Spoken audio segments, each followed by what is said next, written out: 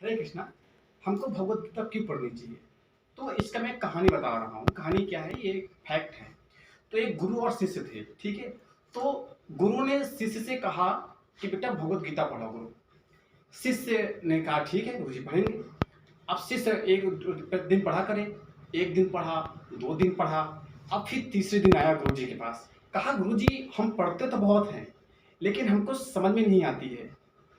तो गुरुजी ने कहा ठीक है मेरे साथ चलो। तो गुरुजी ने शिष्य को लेकर के नदी किनारे गए और साथ में एक डलिया ले गए, होती ना बांस की डलिया होती है जिसमें पानी निकल जाता है। कहा बेटा लो डलिया लो। अब शिष्य ने डलिया लिया या टोकरी लिया, जो भी बोल दो अपनी भाषा में, और टोकरी लेकर गए नदी में। तो नदी का जल भरा और अपने गुरु ने शिष्य से कहा कि ऐसा करो, थोड़ी दूर पर खड़े हो गए, जैसे वहां पर नदी है यहाँ पर खड़े हो गए, ठीक है। और कहा कि ऐसा करो टोकरी लेकर जाओ और पानी भर कर लाओ। अब शिष्य जाए, टोकरी भर कर लाए, पानी लेकर आए। तो अब नदी से गुरु जी के पास आते आते पूरा पानी बह जाया करे। एक बार गया लेके आया, कहा फिर जाओ, दोबारा गया, फिर जल भरा टोकरी में, फिर लेके आया, फिर आया। तो कहा देखो, तो फिर बह गया, फिर कहा तिबारा जाओ। इसी तरह करते करते 8-10 बार उसे कराया। फिर कहा गुरु जी देखो पानी तो आ ही नहीं रहा, तो फिर मुझे आप क्यों भेज रहे हैं? तो गुरु जी ने कहा देखो देखो टोकरी में देखो, तो टोकरी साफ हो गई थी।